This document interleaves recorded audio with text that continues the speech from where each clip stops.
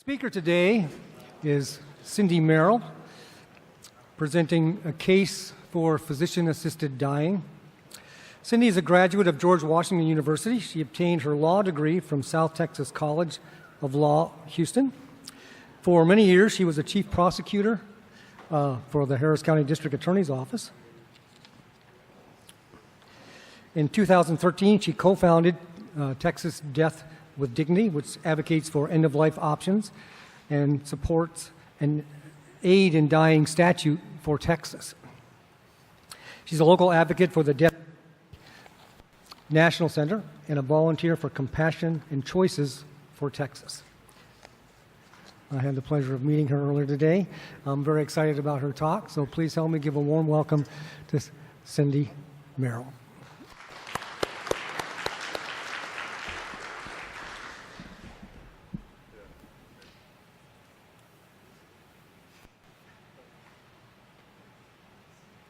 Just want to make sure everyone can hear me.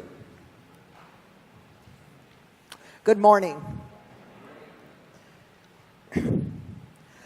Some people can joke about dying. Woody Allen said, "I'm not afraid of death. I just don't want to be there when it happens." Groucho Marx said, "I intend to live forever or die trying." However, talking about death in America is still viewed by most as morbid and distasteful. Although no longer a taboo as it once was, Dr. Elizabeth Kubler-Ross once called death the last and greatest taboo. Talking about death is still awkward and difficult for most people. A psychologist once said this about the human condition: the birth we did not ask for, and the death we cannot escape. We wait for death, and death waits for us. To even broach the topic, we have to override our ego's greatest fear, its own annihilation. No matter one's religious affiliation or lack of one, dealing with this inevitability means facing the terror of losing ourself. Now, I look over this crowd, and the odds are some of you have seen a family member or friend die a difficult death. If you have not, count yourself among the lucky. Medical aid in dying, also known as death with dignity or physician-assisted dying,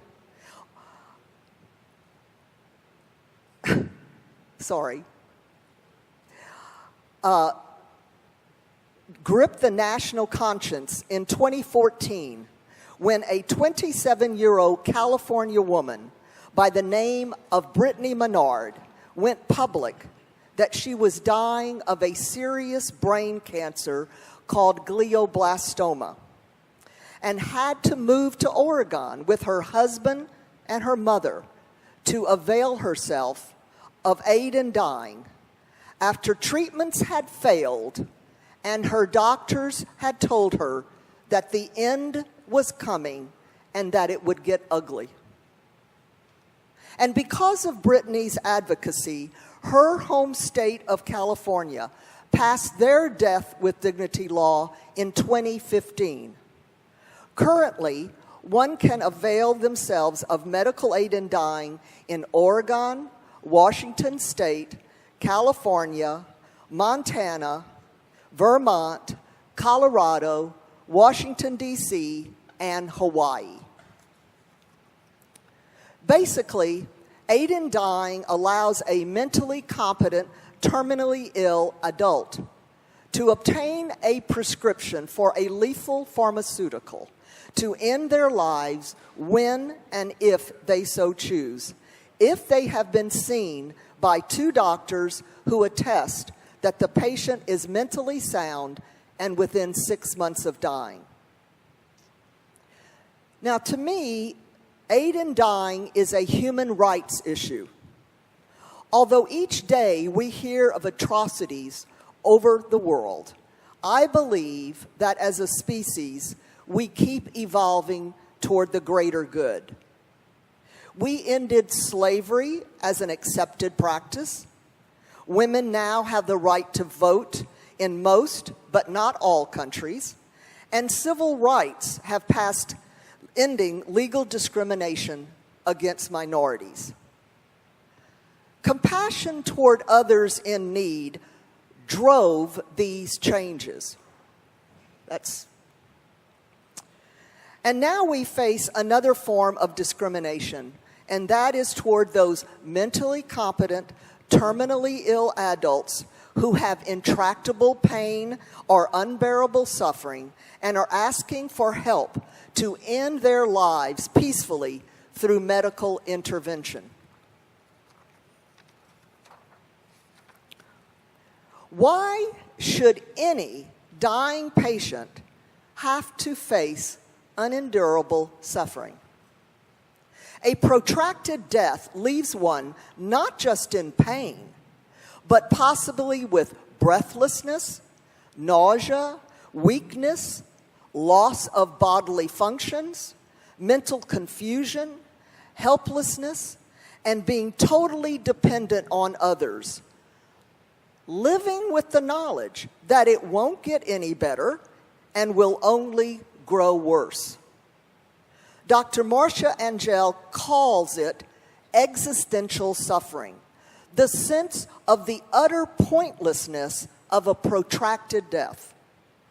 She said that, quote, suffering is entirely subjective, and that many patients ask if tomorrow will be worse than today, one day after another, until the end. Why not die today?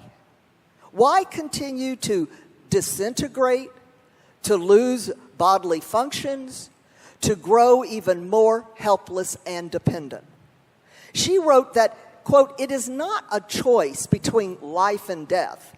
It is a choice between a slow, agonizing death and a quick, merciful one. Many patients would prefer the latter if they could. Texas and most other states in the Union do not allow aid in dying. So if you or a loved one becomes terminally ill, you have few options in Texas when death approaches. If you are lucky, hospice care, sometimes known as palliative care, may be available and may be able to ease you into death. But many areas in Texas don't have hospice care. And some hospice care is inferior. And many times it does not bring an easy death. In addition to hospice care, it is legal in Texas to stop eating food and drinking water, but it does require palliative care. And it is a difficult process. Not painful, but difficult. If you qualify, a doctor can administer palliative, sometimes known as terminal sedation, where high doses of a drug like morphine will sedate the person sometimes for days or weeks, slowing one's breathing to the point of death. Lastly, in Texas, you can choose undignified and barbaric forms of death, like shooting yourself, hanging yourself, driving your car into an abutment, or drinking poison like Drano.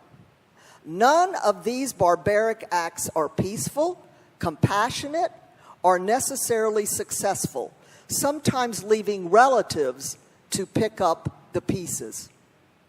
None of these choices are as humane as medical aid in dying or as safe. Now, in a democracy, we enjoy many personal freedoms. We may marry or not marry. We may have children or not have children. We may go to college or not go to college. We may travel or choose not to travel. We may go to a church, a temple, a mosque, or not go. I could go on and on where the government may not intrude on certain decisions we make in our lives, important decisions. I can certainly understand why some people would not avail themselves of physician-assisted dying because of religious or other personally held beliefs. I respect that. My question is why a vocal minority wants to prevent others without such held beliefs from availing themselves of it during a terminal illness. In the lawsuit filed in Montana, which led to their Supreme Court decision allowing physician-assisted dying, it was written, quote, "The decision about how to cross the threshold to death when delivered there by terminal illness is a profoundly personal one. Some will choose to cling to life even in the face of unremitting agony. Others will seek a measure of control over the time and manner of death. If the Montana's Constitution's guarantee of privacy and dignity protect any decision, surely they protect this one." A May 2018 Gallup poll showed that 65% of Americans support medical aid in dying. Weekly church-goers and conservatives support it less than others. Young people and men support it more than oldsters and women.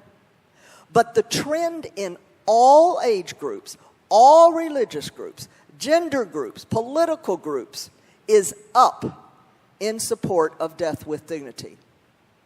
Now, let's look at the various reasons why people or groups oppose this law. The most common argument against aid in dying is that it diminishes the sanctity of life, that only God can determine when a person should die, and that the taking of one's life is suicide, an act forbidden in all holy books. But aid in dying is not suicide. There is a significant difference between suicide and death with dignity. A person who wants to commit suicide wants to die. Following a suicide, family members and friends are shocked, bereft, angry, guilt-ridden, and filled with terrible sorrow. But terminally ill adults who avail themselves of aid in dying do not want to die. They want to live. But they have been given a medical death sentence, and they do not want to suffer from an illness or condition which was not of their own choosing. Following a death from aid in dying, the family of the patient grieves, of course, but not in the way that a family does following a suicide.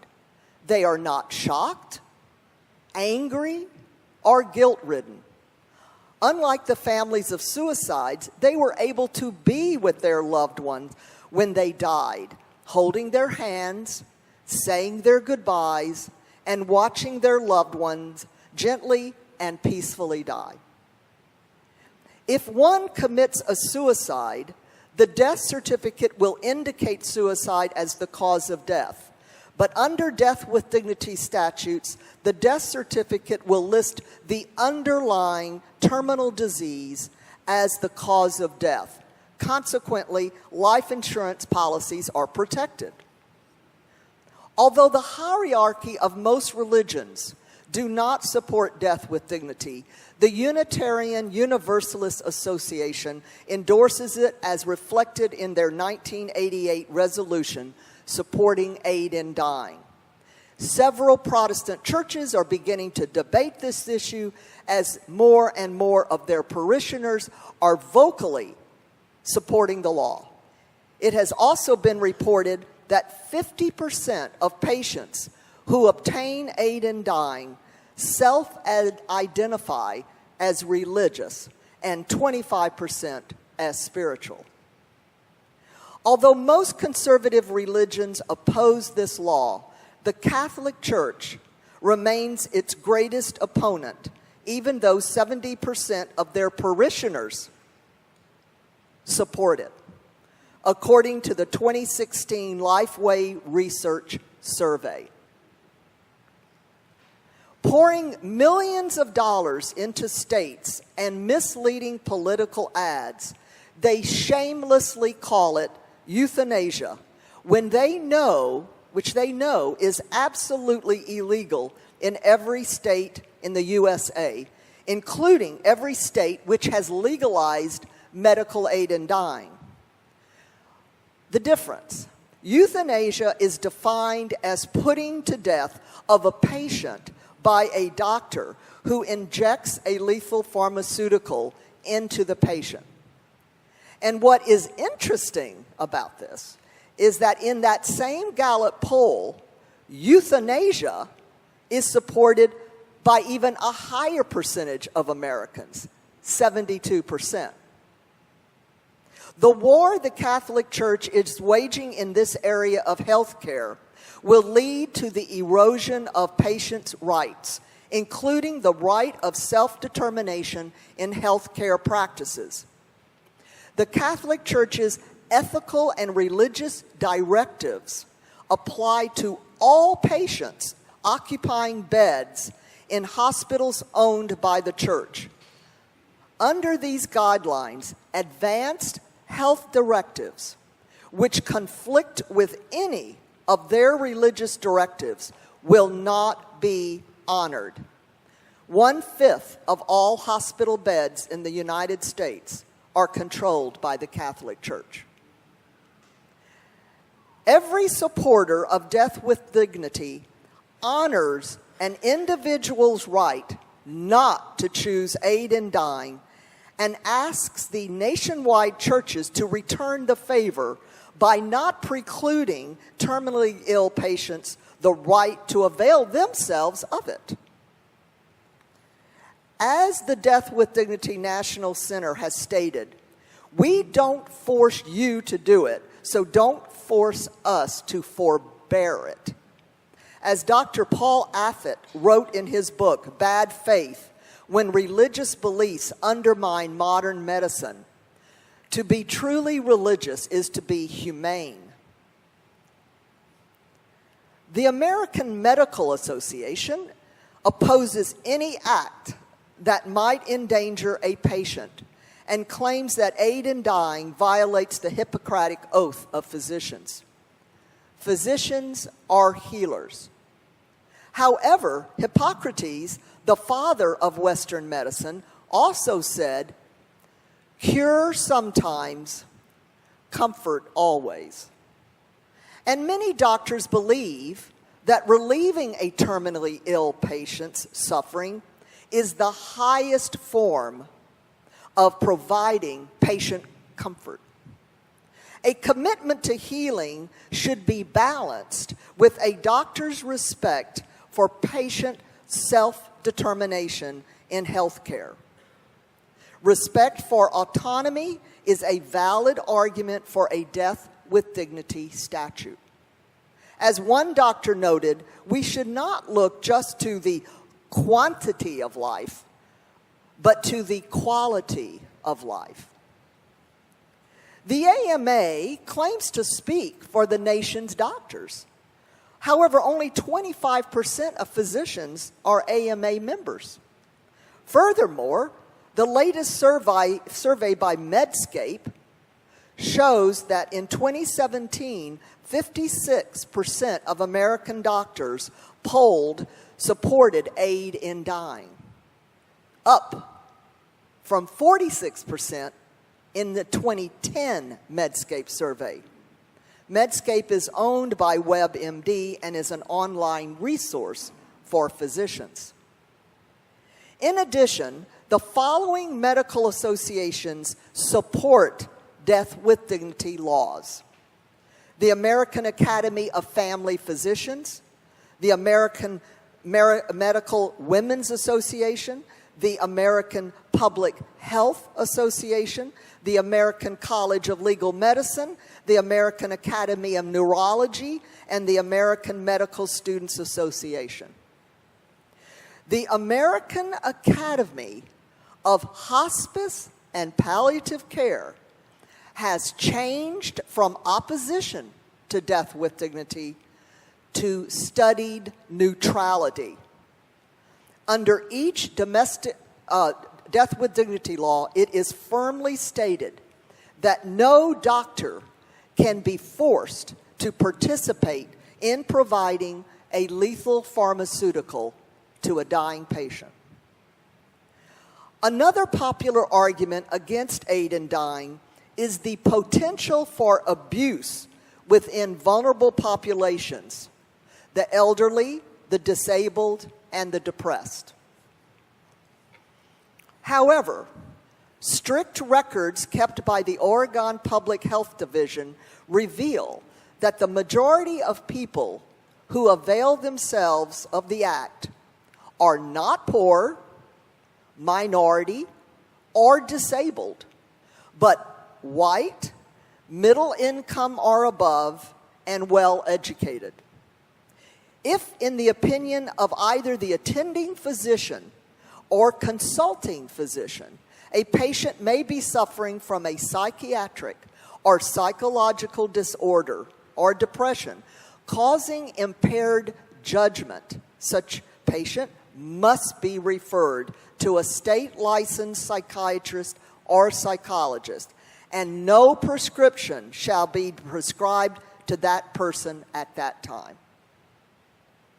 It is argued that terminally ill patients could be coerced into choosing assisted dying as a cost containment strategy by family members overwhelmed by caretaking and financial burdens, or by nefarious potential heirs who want a payout sooner rather than later.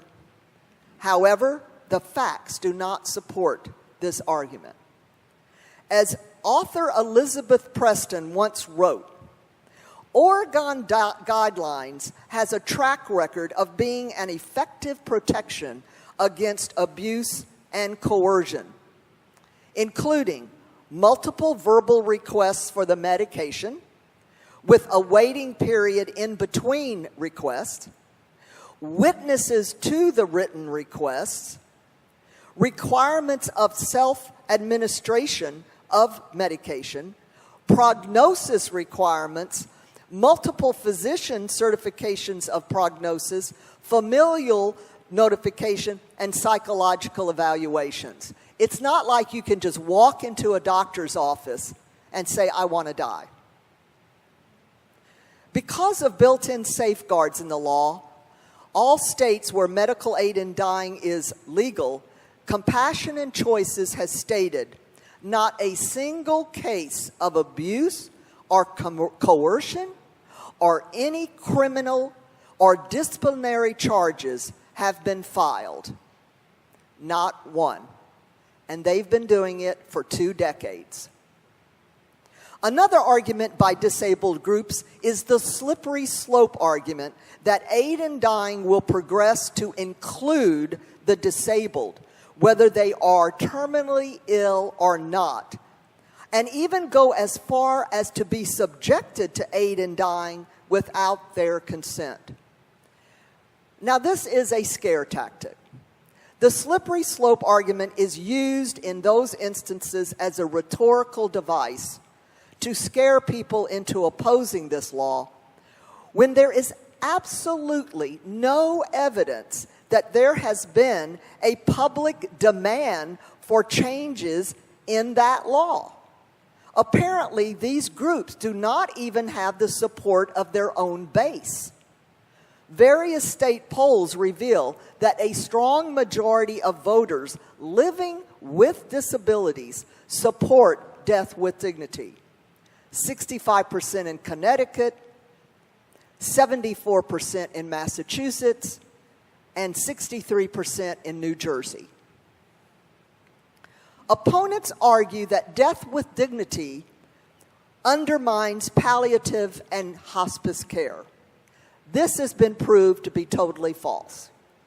In Oregon and Washington state, their public health records show that 90% of patients who use aid in dying die at home under hospice care, which is twice the national record.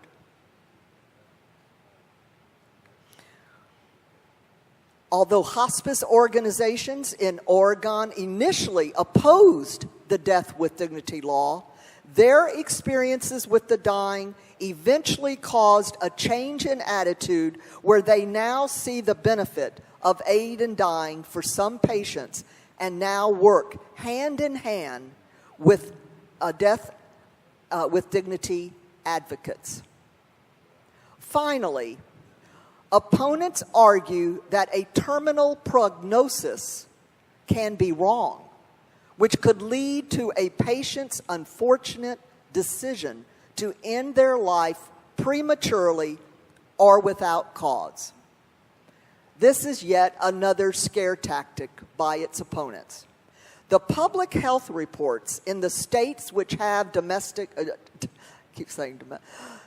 with dignity laws report that it is only when patients are experiencing unbearable suffering or have lost the ability to participate in activities that made life enjoyable because of their illness, or when they lose bodily functions or feel tortured by their disease, that they ask for aid in dying. Since Texas does not have a referendum process, our only avenue is to ask our state leaders to draft or support a death with dignity bill similar to the statutes in the states where medical aid in dying is legal.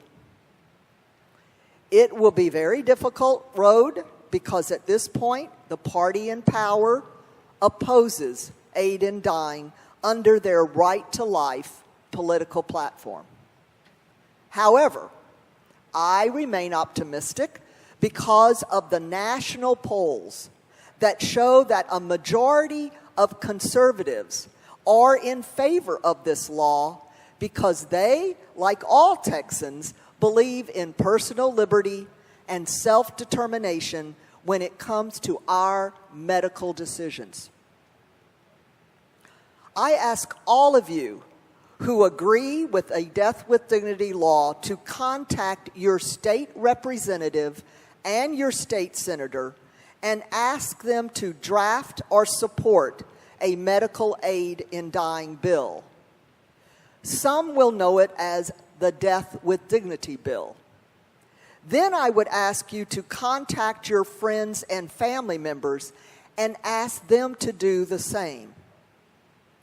Touch their hearts and minds by telling your personal story or one that you have heard about. Be the voice of calm and reason. Statistics in Oregon and Washington show that not all people who obtain this lethal pharmaceutical end up using it. But what they do say is that it gave those people peace of mind, a key to the exit, so to speak, sort of like an insurance policy, so that when and if they reach a point where they want to use it, it will be there for them. In conclusion, if you want Texas to have such a law, please work toward it in the ways I mentioned above. Edward Everett Hale once said, "I am only one, but I am one. I cannot do everything, but I can do something.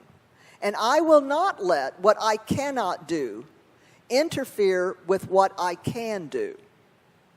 Suffering from Lou Gehrig's disease, an advocate of aid in dying, once said, "Death is inevitable, but suffering should be optional." Thank you.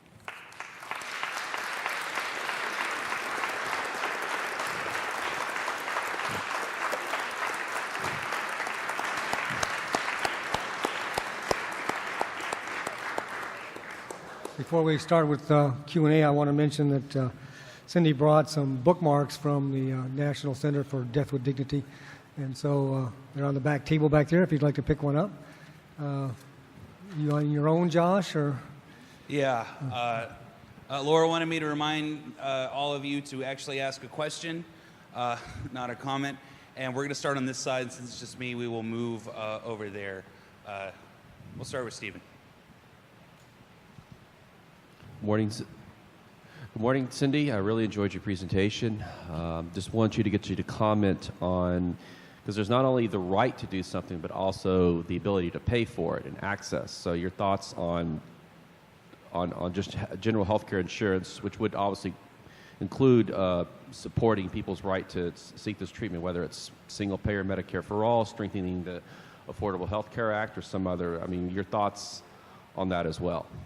Well, I can't really speak to that particular question. What I can speak to, though, is how it used to cost $300 to obtain a lethal pharmaceutical, and now it costs $3,000. So I would certainly, I can't speak about, because I just don't know enough about the different plans that are being put out there. I don't know how it would impact. I would like to think that in those states where this is legal, that in some way it would help bring those costs down. I'm sorry, I can't answer that question.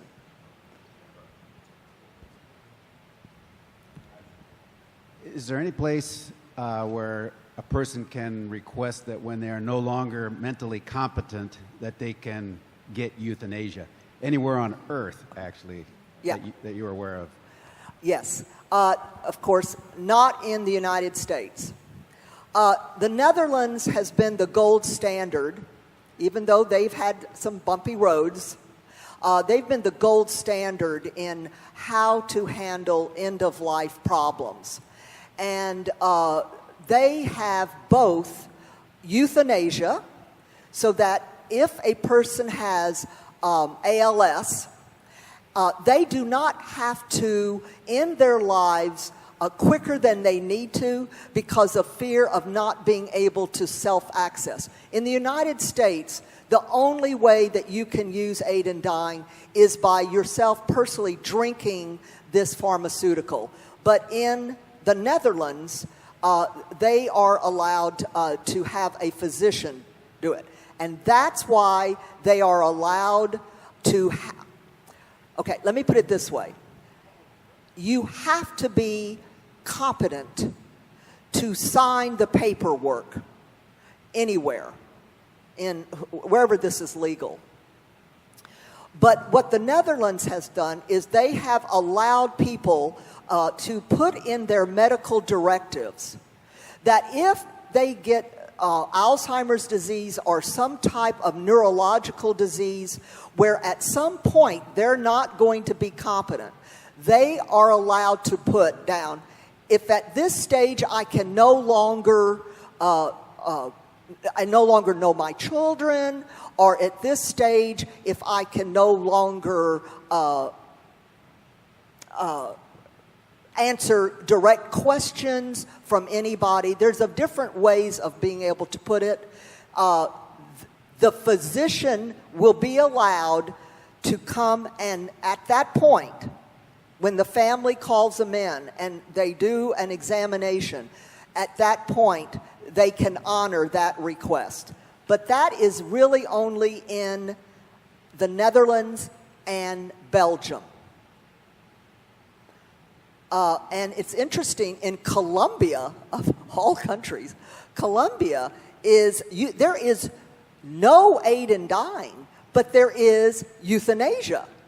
So if you're terminally ill, a physician will actually inject the pharmaceutical. I think that's kind of interesting, because here you can't. You've got to self-ingest. So there are a lot of people with neurological problems that will have to end their lives prematurely within that 6 months because they're afraid they won't be able to swallow. Does that answer your question? Okay. I heard you say one of the conditions in the death with dignity is... I can't hear you, sir. Can you hear me now? Yes. I heard you say one of the conditions is that the patient must be within 6 months of dying. And my question is, I hear how much this is intended to end suffering. And so what if that were not a condition, meaning suppose someone has just extraordinary pain and suffering, but it's unknown how long they might live with it. And so I'm just wondering if you think that would be beneficial to try to add to the death with dignity that pain and suffering, that a person could still have a choice if they want to end their lives. I will tell you, we have such problems just dealing with opponents with the conditions that are there now that is this still working? That to even bring that up, to even broach it, yes. Not now. I will tell you that in the Netherlands, they have what is called age. Let me see if I can remember. I can't remember the exact way they term it, but let's say that you are 90 years old and you are in terrible shape. You can't get around, you have no functions, you're being treated, but you're not within 6 months of dying. They are allowed access to aid in dying. The Dutch are very rational people. Now, certainly they make mistakes, and they are under scrutiny now because of some of those mistakes. But I think what they're trying to have a balance is between making sure that people who want to die are not being coerced, are not depressed, but they don't hold this restrictions like we do in America, which we have to just stick with the death with dignity law until all of these states have it.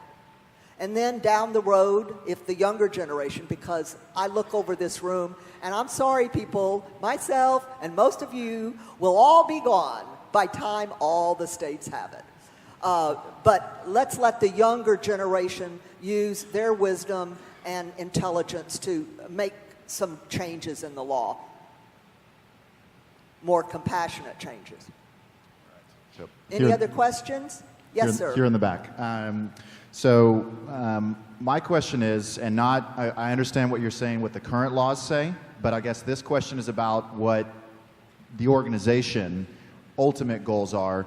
Is we talked about long-term degenerative diseases like Alzheimer's or multiple sclerosis. What I'm wondering is, would you support, like he mentioned, if you get a diagnosis of Alzheimer's, I think there's some people that would prefer to end their life before they get to that state, before they no longer can recognize people. The same thing for multiple sclerosis. Would you support allowing somebody to go and end their life even before they reach that point, knowing that eventually it's going to be a terminal illness? I would support it in one way and one way only, which is actually legal. And that is if you put in your medical directive. Now, I know you're not going to be happy with this answer because I know what you're asking of me.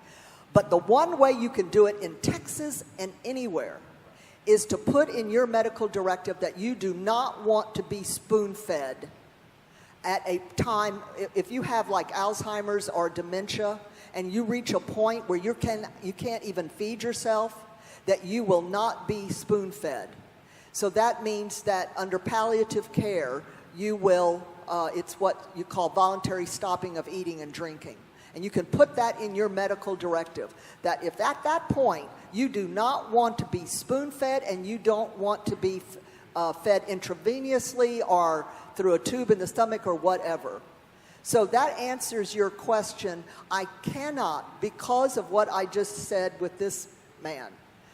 We are fighting so hard just for what the law is now. To try to broaden it will give opponents even more ammunition. So once we get this, so all I'm telling you is that it is legal to even for people who have the motor neuron diseases, they can stop eating and drinking. It's a hard proposition, but I know people who have done it.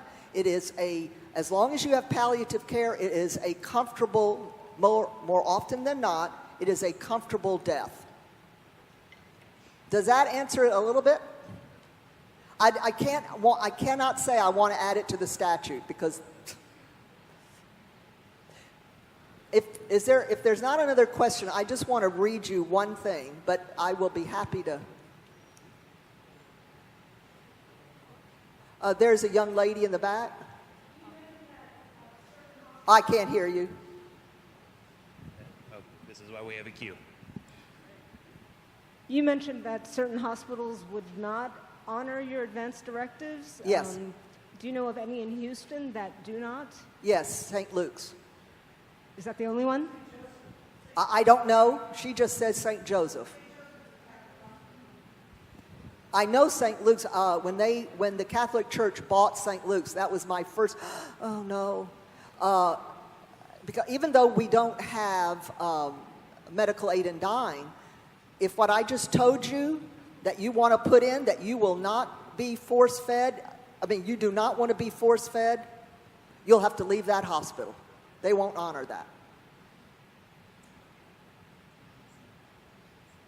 And if there's anybody who's here or whoever sees this who says I'm wrong, please contact our organization. I don't believe I'm wrong. Okay. Oh, could I just say one thing? I know you're on a time. I just want to end with this from Governor Ed Brown from California, what he said. You know, he's a Catholic, he was a Jesuit, but he signed this bill into law. And at the very end, he said this, and this is how I'll end. I do not know what I would do if I were dying in prolonged and excruciating pain. I am certain, however, that it would be a comfort to be able to consider the options afforded by this bill, and I wouldn't deny that right to others. Thank you.